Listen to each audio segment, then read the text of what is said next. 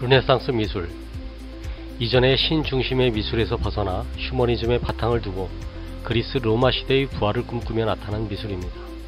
르네상스라는 말은 재생을 뜻하며 그 본질은 사상, 문학, 미술, 건축 등 다방면에 걸쳐 일어났습니다. 이탈리아의 피렌체를 중심으로 시작하여 전 유럽의 양식이 되었습니다. 레오나르도 다빈치, 미켈란젤로, 라파엘로와 같은 르네상스의 3대 거장이 탄생합니다. 르네상스 미술은 초기, 전성기, 후기 르네상스로 나뉩니다.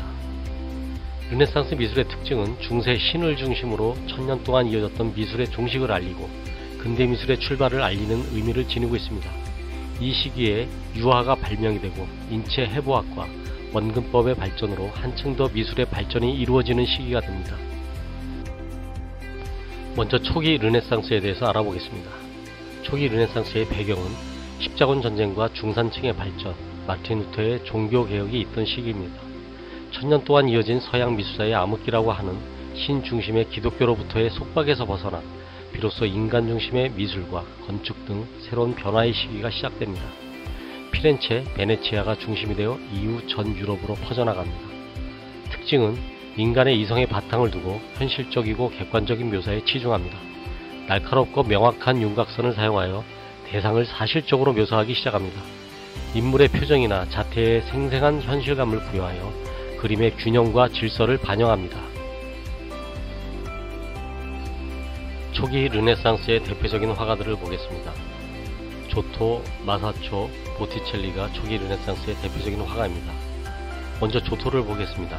르네상스 미술의 선구자로 불리우는 조토는 이전의 고딕, 비잔티움 양식의 마지막과 르네상스 시대의 시작을 함께한 사람이었습니다.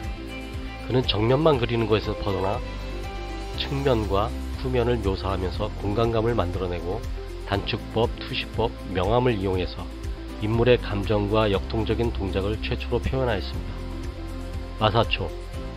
마사초는 젊은 시절부터 피렌체에서 그의 스승인 조토의 작품을 따라 그리며 성장했습니다. 당시 유명 화가들을 만나면서 원근법이라고 하는 신기술을 배우고 이후 로마, 그리스의 작품의 영향을 받게 됩니다. 이 시기부터 그는 화려한 장식의 예전 고딕 양식에서 벗어나 자연스럽고 사실적인 묘사에 집중하게 됩니다. 보티첼리, 초기 르네상스의 가장 유명한 화가로 다른 초기 화가들과는 달리 작품의 장식성을 중요시하고 상징적인 체계를 작품에 적용, 감동적이고 생기 넘치는 인물들을 조화롭게 표현하는 재능이 있었습니다. 그의 유명한 작품으로서는 비너스의 탄생, 봄이 대표작으로 있습니다. 초기 르네상스의 주요 작품들입니다. 조토가 그린 에도, 마사초가 그린 성삼위일체, 보티첼리가 그린 비너스의 탄생입니다.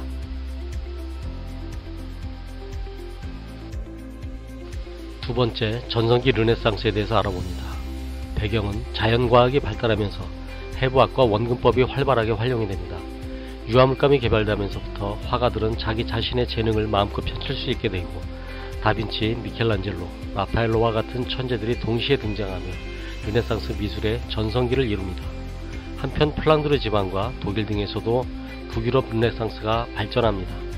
얀 반 에이크, 브레겔, 뒤로와 같은 거장들이 등장하고 함께 활약합니다.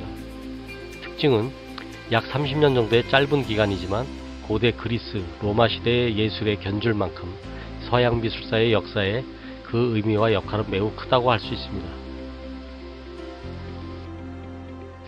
전성기 르네상스 시대의 대표적인 화가들을 보겠습니다.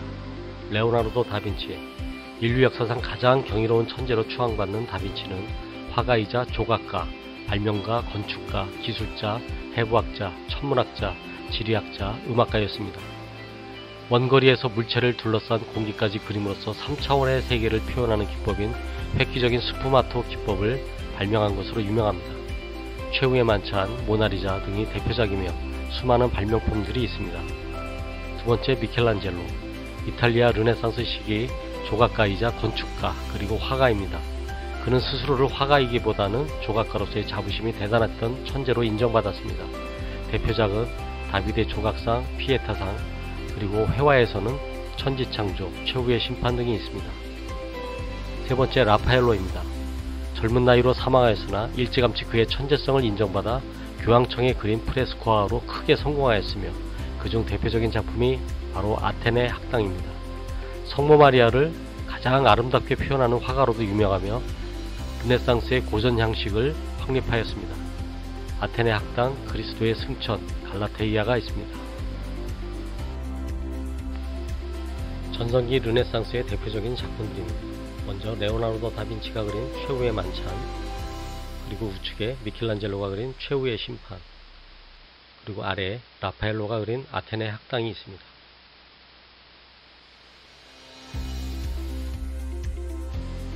북유럽 르네상스의 대표적인 작품들입니다. 브레게르 그린 농가의 결혼식, 뒤로가 그린 기도하는 손, 얀 반 에이크가 그린 아르놀피니 부부의 초상입니다.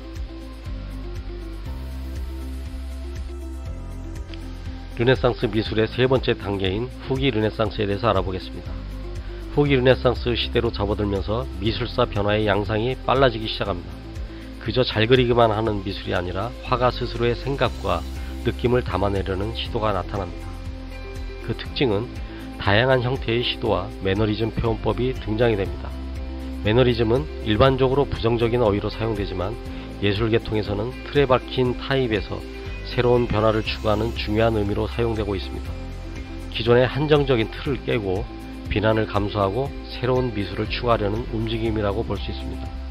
매너리즘의 기법은 인물을 비정상적으로 길게 그리거나 특정 부분을 왜곡되게 표현하는 그림입니다. 대표적인 화가로는 엘 그레코, 파르미자니노, 코레조가 있습니다. 후기 르네상스 시대의 대표적인 작품들입니다.